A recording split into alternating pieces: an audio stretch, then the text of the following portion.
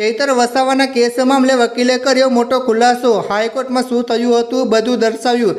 મિત્રો, હાલમાં ગુજરાતના રાજકારણમાં અને ખાસ કરીને ડેડિયાપાડાના ધારાસભ્ય ચૈતર વસાવાને લઈને સોશિયલ મીડિયામાં અનેક પ્રકારની ચર્ચાઓ વહેતી થઈ ગઈ છે। આ ચર્ચાઓ વચ્ચે મુખ્ય પ્રશ્ન એ છે કે શું ચૈતર વસાવાની જામીન અરજી હાઈકોર્ટમાં ફાઇલ થઈ ગઈ છે?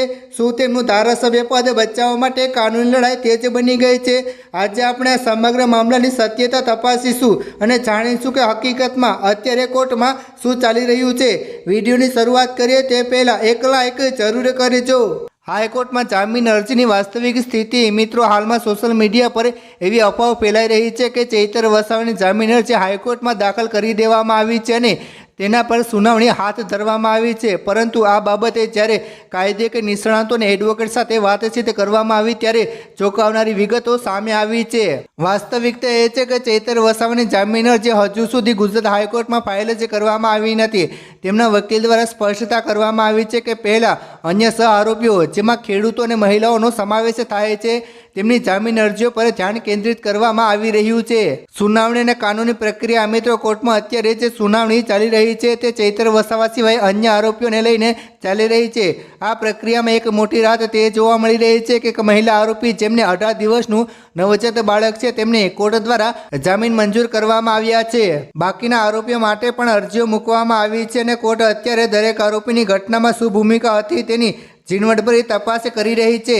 ચૈતર વસાવાના કેસમાં થોડું અલગ પાસું એટલા માટે છે કારણ કે તેનો કેસ અલગ છે। આટલું જ નહીં, તેમના પર આર્મ્સ એક્ટ જેવી ગંભીર કલમો પણ લાગેલી છે જેના કારણે કાયદેકીય તૈયારીઓ વધુ સઘન અને ચોક્કસપૂર્ણ કરવામાં આવી રહી છે।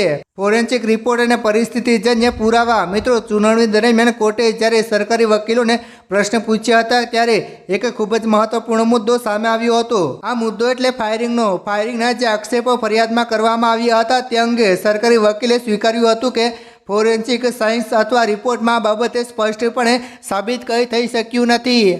તેમ છતાં કેસ પરિસ્થિતિજન્ય પુરાવાના આધારે આગળ વધી રહ્યો છે। કોર્ટ અત્યારે તમામ આરોપીની વ્યક્તિગત ભૂમિકા તપાસી રહી છે કે જેથી જામીન અંગેનો યોગ્ય નિર્ણય લઈ શકાય।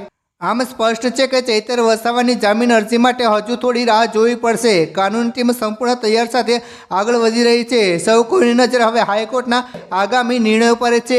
આદિવાસી સમાજ અને તેમના મત વિસ્તારના લોકો આશા રાખી રહ્યા છે કે કાનૂની પ્રક્રિયાના અંતે સત્ય બહાર આવશે અને ચૈતર વસાવાને ન્યાય મળશે। અમે આ કેસ પર સતત નજર રાખી રહ્યા છીએ અને આવનાર તમામ અપડેટ્સ તમારા સુધી પહોંચાડતા રહીશું। આ વિડીયો વિશે તમારા મંતવ્યો નીચે કમેન્ટ કરી જરૂર જણાવજો અને જેમ બને તેમ આ વિડીયો શેર કરો, વોટ્સએપ, ફેસબુક ફેલાવી દો, લોકોને દેખાડો, બધાને દેખાડો।